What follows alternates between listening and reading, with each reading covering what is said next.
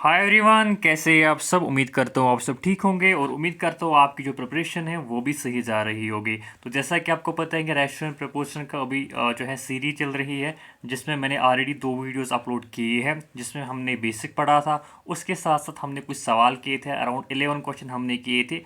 Restaurant proportion के हमने basic भी जाने थे, कुछ बेसिक सवाल भी किए थे।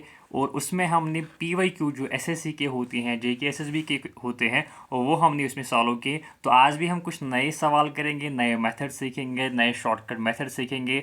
कैसे हम सवालों को कॉम्पिटिटिव एग्जाम में कम टाइम में करेंगे वो हम जानेंगे। और ये जो लेक्चर सीरीज़ है आपके हर किसी JK SSB एग्ज़ाम के लिए इंपॉर्टेंट है। चाहे आप सुपरवाइज़र की तैयारी कर रहे हैं, फॉरेस्टर की तैयारी कर रहे हैं, या किसी और आने वाले एग्ज़ाम की तैयारी कर रहे हैं जिसमें आपका जो सिलेबस है उसमें मैथ पोर्शन अगर होगा, तो ये जो सीरीज़ है आपके लिए बहुत ही इंपॉर्टेंट होने वाली है। क्योंकि हम इसमें नए नए मेथड जानते हैं, कैसे हम सवालों को कम टाइम में करते हैं। ठीक है।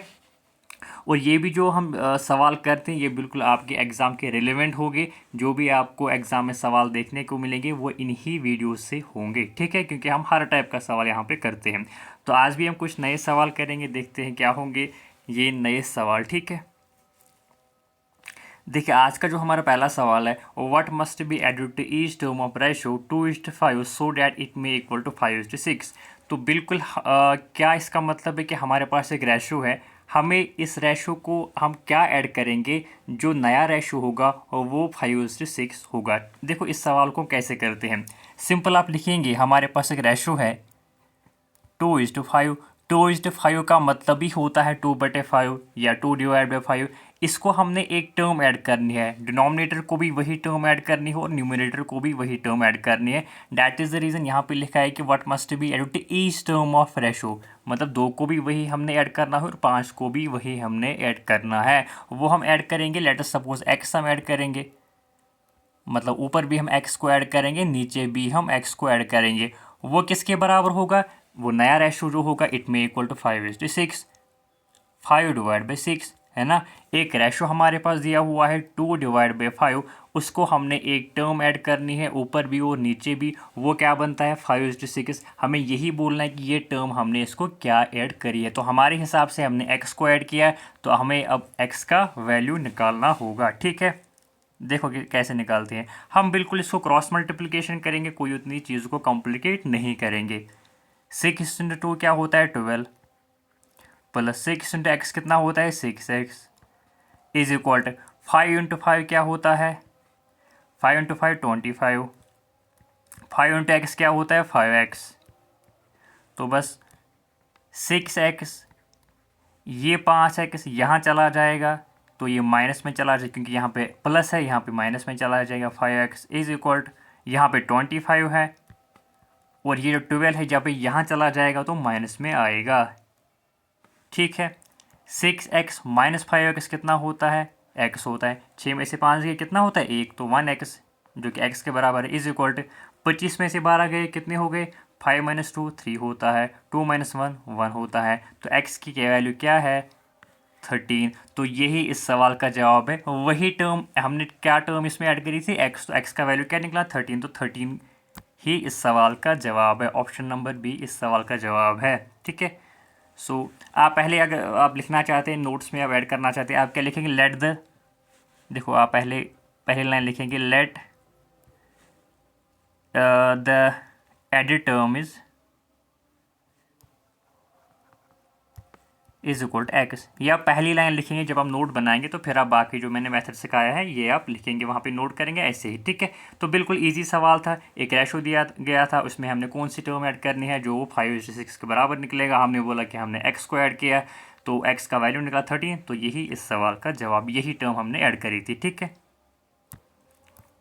then you have next question, 60% of first number is equal to 40% of second number, what is the respective ratio of the first number to second number। देखो पहले आप लिखेंगे लेट, कि मैं आपके लिए लिख रहा हूँ, let first number is equal to A, second number is equal to B. हमें क्या बोला गया है, देखो हमें ये बोला गया कि 60%, अगर आपने परसेंटेज का टॉपिक देखा होगा, लेक्चर वीडियो में मेरा देखा होगा, 60% का मतलब क्या है मैंने आपको बोला था 60% का मतलब होता है 3/5।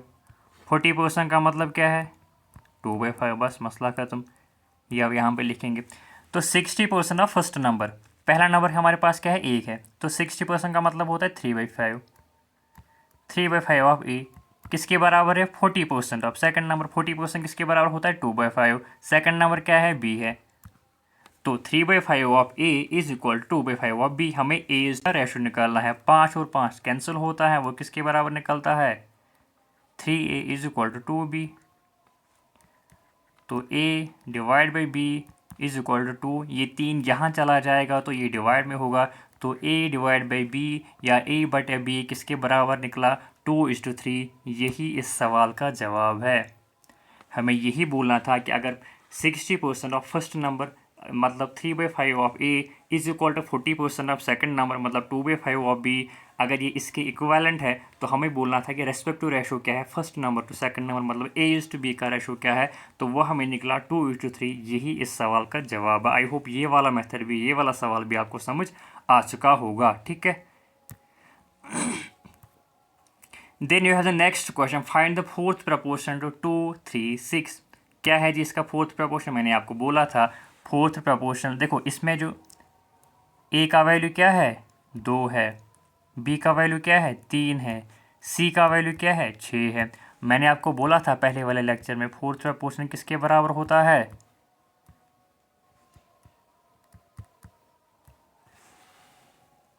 फोर्थ प्रपोर्शन किसके बराबर होता है बी सी डिवाइड बाई ए। तो बी की वैल्यू क्या है जी 3 है, सी की वैल्यू क्या है 6 है, ए की वैल्यू क्या है 2 है। 2 1 ज़ा 2 2 3 ज़ा 6 3 इंटू 3 9 होता है। यही इस सवाल का जवाब है। फोर्थ प्रपोर्शन जो है इन 3 नंबर्स का वो क्या है 9 है। तो ऑप्शन नंबर सी इस सवाल का सही जवाब है। आई होप आप बिल्कुल बेसिक था, मैंने बेसिक जो इसका लेक्चर अपलोड किया था पहला वाला लेक्चर, उसमें मैंने आपको चारों प्रपोर्शन बोले थे, उनके फार्मूला क्या है आप वो जाके देख सकते हैं। ठीक है, then you have the next question, if 2 is 9। देखो ये इसका मैं आपको बोलूँगा ये इसके ये किसके बराबर होता है। ये जो है डबल इस्ट जो होता है ये इक्वल होता है इक्वल टू को, इज इक्वल टू को। ठीक है, ये आप नोट करेंगे यहाँ पे। देखो एक चीज़ आप यहाँ पे नोट करेंगे, इफ़ नोट में आप लिखेंगे if A B C D are in proportion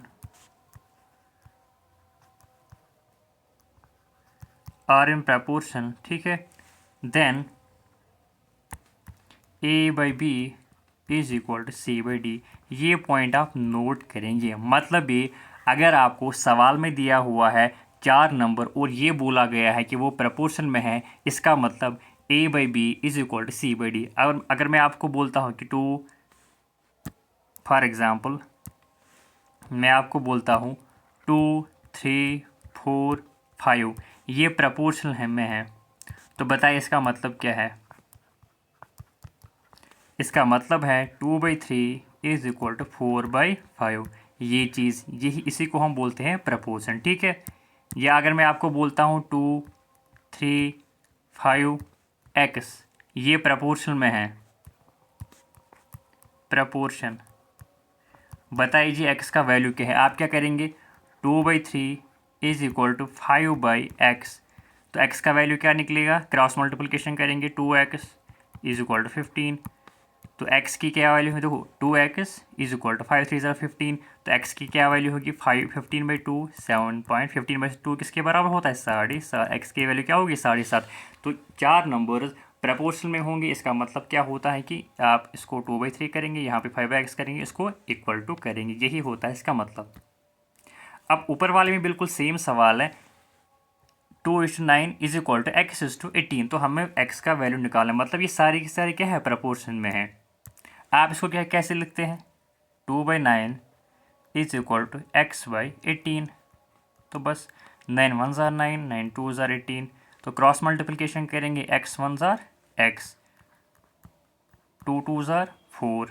तो x की क्या वैल्यू निकली 4। तो बस यही इस सवाल का जवाब है। ऑप्शन नंबर सी इस सवाल का सही जवाब है। बिल्कुल ये मैंने आपको समझाया कि प्रपोर्शन का मतलब क्या होता है, कैसे हम अगर 4 नंबर्स दिए हुए होंगे तो यही इस सवाल का सही जवाब है, ठीक है।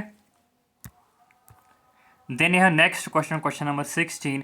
देखो मैं आपको यहाँ पे हर टाइप का सवाल कराऊंगा। अगर आप ये सारे के सारे सवाल करेंगे, खुद से प्रैक्टिस करेंगे, तो आपको फिर कोई और सोर्स से पढ़ने की ज़रूरत नहीं पड़ेगी, ठीक है। अगर आप इन सवालों को मेरे साथ करेंगे, आप क्या करेंगे, आप जो है जब भी मैं सवाल कराऊंगा, आप क्या करेंगे, वीडियो को पॉज करेंगे, फिर आप खुद से चेक करेंगे कि आपको ये सवाल आते हैं या नहीं आते हैं, ठीक है। हमारा नेक्स्ट सवाल है RS-120। इसको हमने डिवाइड किया A, B और C में, such that A share is 20 more than B। मतलब हमने 120 रुपीज़ जो है A, B और C में डिवाइड किया। A का जो शेयर है B से 20 रुपीज़ ज़्यादा है, एंड 20 लेस देन C। ये जो 20 लेस देन C है, ये A की ही बात कर रहे हैं। जब भी एंड होगा, कहीं पे भी एंड होगा, आपने इंग्लिश में पढ़ा होगा, वो किसको डिनोट करता है, पहले वाले बंदे को। तो A का शेयर 20 रुपये ज़्यादा है B से और 20 रुपये कम है C से, हमें B का शेयर बताना है। देखो इसको हम कैसे करते हैं। हमारे पास कितना है, 120 रुपीज़ है। इसको हमने डिवाइड किया A में, B में और C में। हमें क्या बोला गया है कि A का शेयर B से ज़्यादा है, कितना, 20। तो हमने बोला कि B का share let us suppose X है, तो A का कितना शेयर होगा, X प्लस 20, क्योंकि B ज़्यादा है। अब ये भी बोला गया है कि A का जो शेयर है B ज़्यादा है C से। अगर A का शेयर C से B ज़्यादा है, डैट मीन सॉरी C से 20 कम है, इसका मतलब C का जो शेयर है वो A से 20 ज़्यादा होगा। देखो सिंपल सी बात है, A का शेयर C से 20 रुपये कम है, मतलब A को 20 रुपये कम मिले हैं C से। इसका क्या मतलब है, इसका इनडायरेक्टली ये भी मतलब है कि C को 20 रुपये ज़्यादा मिले हैं A से। देखो इसका मैं रीज़न ये बोलूँगा, क्यों मैं आपको ये बोल रहा हूँ, क्योंकि हमें जो A, B और C का जो शेयर है वो हमें एक ही टर्म में देना है, मतलब x का हमने वैल्यू लेना है, और तब जाके हमें x का वैल्यू निकलेगा जब हम A, B और C को एक ही टर्म में इनको जो है वैल्यू निकालेंगे। देखो कैसे, A का शेयर जो है B से जो है 20 ज़्यादा है, तो हमने बोला कि B का शेयर x है, तो A का शेयर कितना होगा, x प्लस 20, क्योंकि 20 ज़्यादा है। अब ये भी बोला गया है कि A का जो शेयर है C से 20 कम है, इसका मतलब C का शेयर A से ज़्यादा है। A का शेयर कितना है जी, A का शेयर x प्लस 20 है, तो C का शेयर कितना होगा, x प्लस 20 है ना। देखो मैं इसको यहाँ पे थोड़ा बहुत डिनोट करूँगा। ए का शेयर, आई होप आपको ये समझ आ चुका होगा, ए का शेयर सी से कितना कम है, 20 कम है। तो हमने बोला इसका ये भी मतलब है कि सी का शेयर ए से 20 ज़्यादा है। ए का शेयर कितना है, x प्लस 20, तो सी का शेयर कितना होगा, x प्लस 20 प्लस 20 20 ज़्यादा है। आई होप आपको ये समझ आ चुका होगा। बस अब हम सवाल को करेंगे। देखो टोटल हमारे पास कितने रुपीज़ है, 120 है, तो हम सिंपली लिखेंगे x प्लस 20 जो कि ए का शेयर है, बी का कितना शेयर है, x है, सी का कितना है, x प्लस 40। 20 प्लस 20 कितना होता है, 40। वो किसके बराबर है जी, 120 के। तो बस इसको हम एडिशन करेंगे, x प्लस x कितना होता है, 3x प्लस 20 प्लस 40 कितना होता है, 60 इज इक्वल टू 120। तो 3x को हम यही रखेंगे, 60 वहाँ चला जाएगा, 120 minus 60 is which implies that 3x is equal to 120 minus 60 कितना होता है, 60, जिसका मतलब है x को हम यही रखेंगे 60। ये 3 यहाँ चला जाएगा तो डिवाइड में होगा, 3 1 ज़ा 3 3 20 ज़ार, तो x की क्या वैल्यू निकली, 20। तो हमें निकालना क्या था, व्हाट इज़ बी शेयर। तो बिल्कुल सिंपल है, बी शेयर, बी का शेयर कितना है, देखो बी का शेयर कितना है, एक्स है, तो बस हमें एक्स की वैल्यू ही निकालनी। तो एक्स की वैल्यू कितनी निकली, बी सॉरी 20। तो यही इस सवाल का जवाब है, 20, option number B. Option number B इस सवाल का जवाब है। देखो आपको ये सारे वैल्यू जो हैं ए बी सी एक्स की टर्म में इनको रखने हैं, तब जाके आपको एक्स का वैल्यू निकलेगा। वरना अगर सपोज अगर आप बी को आपने रखा एक्स, तो ए का क्या क्या वैल्यू है, एक्स प्लस 20।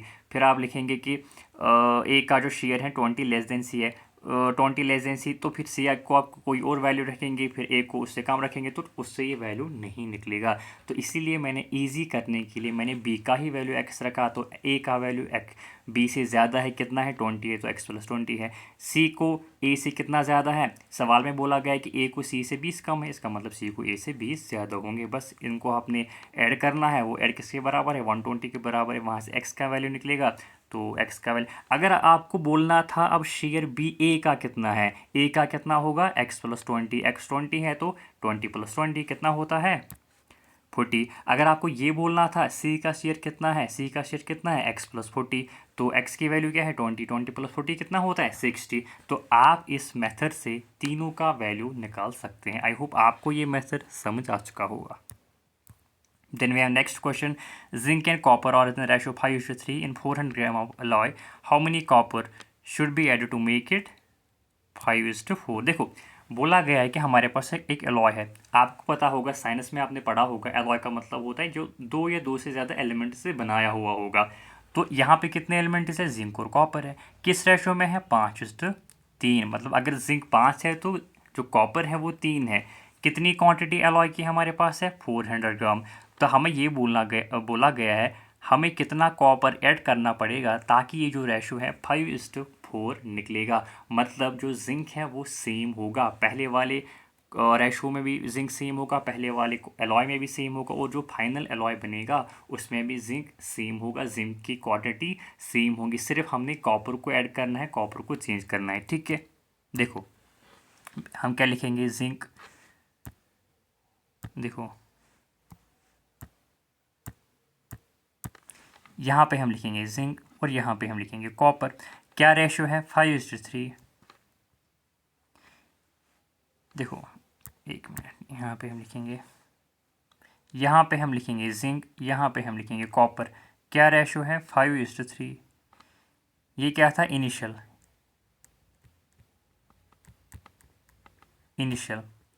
इनिशियल रेशो क्या था, 5:3। अब फाइनल रेशो क्या है जी, फाइनल रेशो क्या है, 5:4।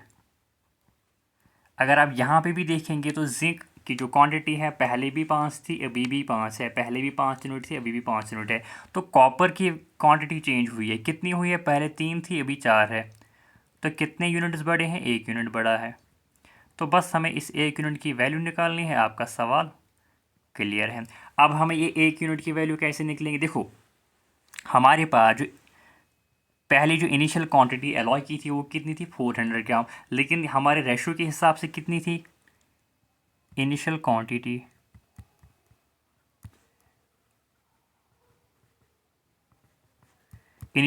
हमारे हिसाब से क्या थी, 5 + 3 = 8 यूनिट्स।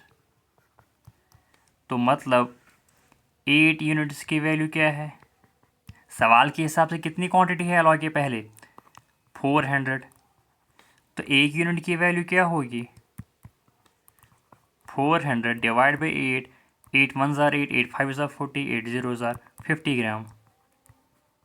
तो 1 यूनिट की वैल्यू क्या है, 50 ग्राम। देखो इनिशियल हमारे पास रेशो क्या था, फाइनल रेशो 5:4 है। जिंक की क्वांटिटी सेम है, कॉपर की क्वांटिटी कितनी ऐड हुई है, 1 यूनिट ऐड हुई है। हमारे पास इनिशियल क्वांटिटी कितनी है, 8 यूनिट है। 5 + 3 कितना होता है, 8 यूनिट। अगर एग्जैक्ट वैल्यू उसका अगर हमें पता होगा कितना है, 400 ग्राम, तो 8 यूनिट की वैल्यू क्या है, 400 ग्राम। 1 यूनिट की वैल्यू क्या है, 50 ग्राम। तो हमें बस यही बोलना है कितना कॉपर हमने ऐड किया। तो कितना कॉपर हमने ऐड किया, 1 है ना। 1 यूनिट जो कॉपर है हमने उसको ऐड किया, तो बस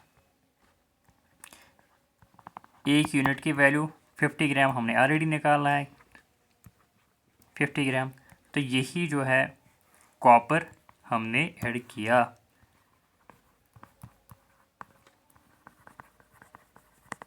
बिल्कुल सिंपल था, सिंपल सवाल था, कोई इसमें उतनी हार्ड कैलकुलेशन थी नहीं। पहले हमारे पास ये रेशो था, फाइनल रेशो ये था, कितनी क्वांटिटी हमने कॉपर ऐड की है, 1। तो लेकिन सवाल के हिसाब से हमें बोला गया है कि जो इनिशियल क्वांटिटी है वो 400 ग्राम है। हमारे हिसाब से इनिशियल क्वांटिटी क्या है, जिंक प्लस कॉपर की, 5 + 3 8 यूनिट।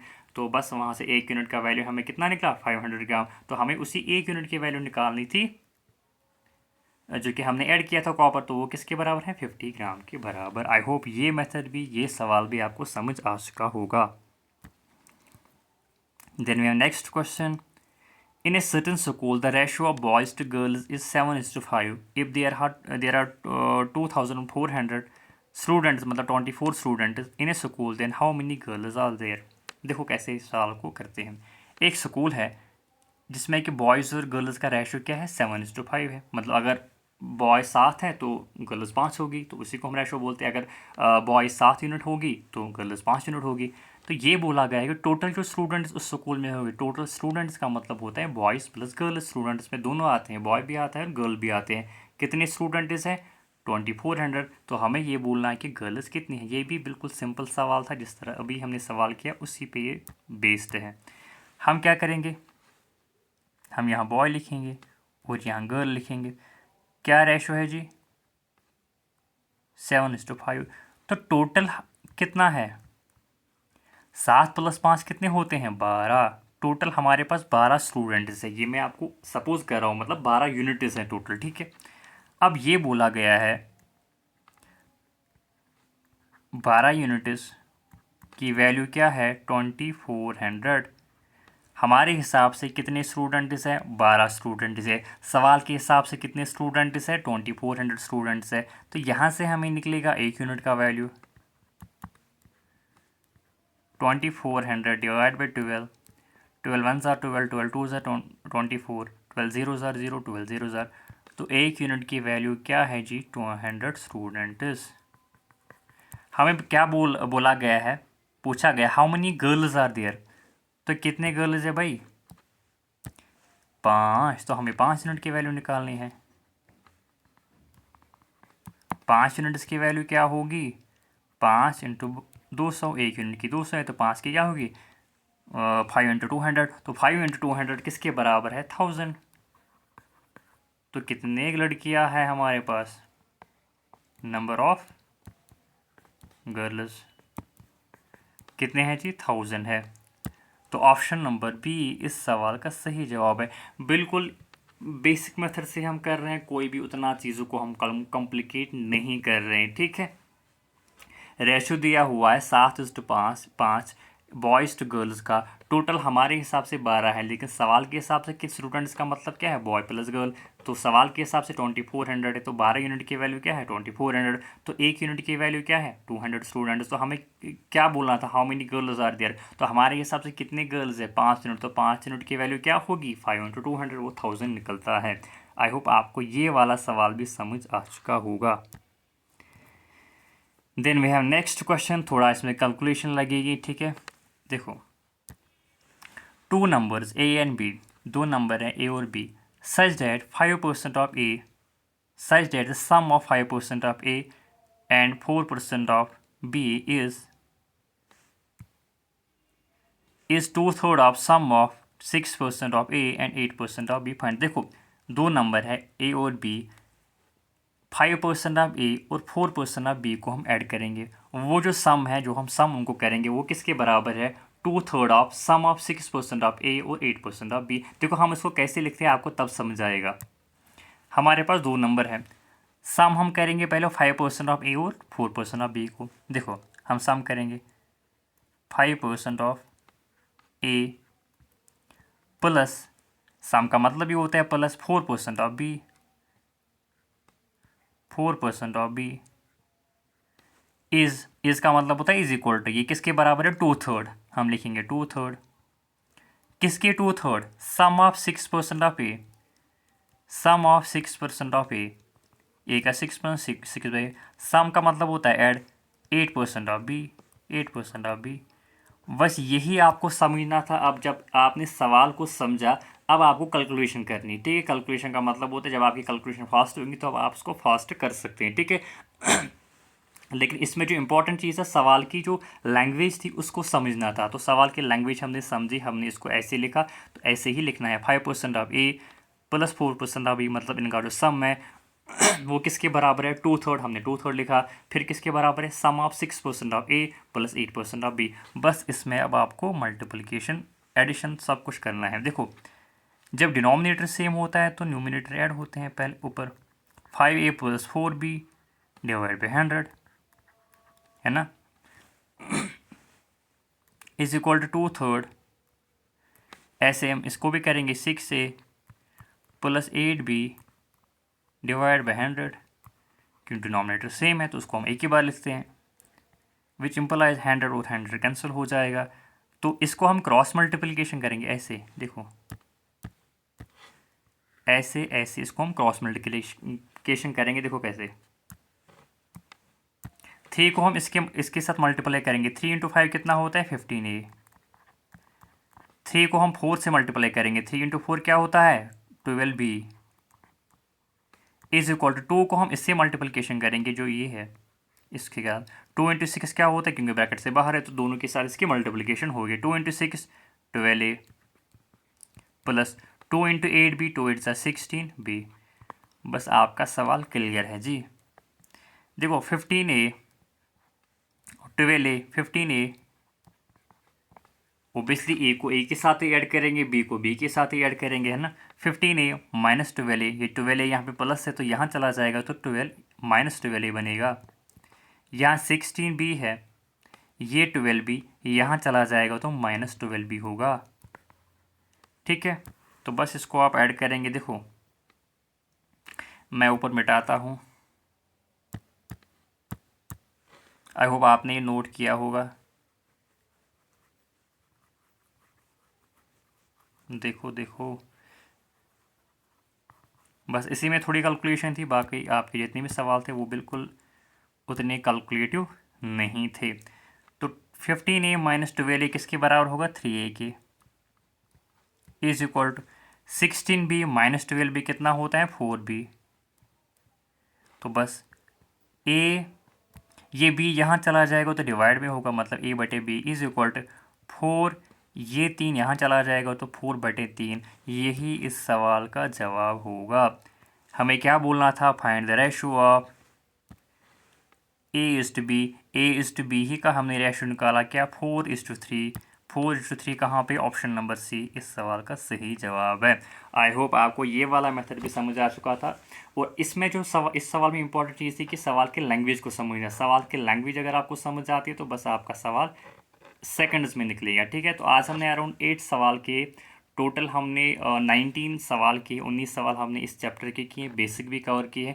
इसके बाद भी 2-3 लेक्चर इसके आने वाले हैं, मतलब हम हर टाइप का इसमें सवाल करेंगे सो डैट क्या आप अलग से कहीं और से इसको पढ़ने की ज़रूरत ना पड़े। ठीक है, सिर्फ आपने देखो मैं आपको अराउंड 30 सवाल यहाँ पे कराता हूँ। 30 सवाल के बाद आप अगर आप 40-50 सवाल खुद से भी प्रैक्टिस करेंगे तो आपका बिल्कुल कंप्लीट पैकेज हो जाएगा। आपको फिर कोई और जो है सोर्स से रेफ़र करने की ज़रूरत नहीं, आपका मैथ ऑटोमेटिकली स्ट्रांग होगा और आपको मैथ में 100% स्कोर आएगा। ठीक है, ये मैं आपको गारंटी के साथ बोलता हूँ। मतलब जो मैं आपको पढ़ाता हूँ, एक तो आप इसको नोट करेंगे, जो सवाल कराता हूँ इनको नोट करेंगे, खुद से प्रैक्टिस करेंगे, फिर खुद से भी 40-50 सवाल जब प्रैक्टिस करेंगे तो मैं आपको गारंटी देता हूँ आप हर किसी एग्ज़ाम में 100% स्कोर करके आएंगे। ठीक है, आई होप आपको ये वीडियो पसंद आ चुका होगा। मैं इसके बाद और भी इसके 2-3 वीडियोज़ लाऊँगा, फिर उसके बाद हम नेक्स्ट चैप्टर स्टार्ट करेंगे। ठीक है, so if you like the video don't forget to subscribe the channel and don't forget to share it with those friends who are also preparing for the same exam. ठीक है, thank you so much.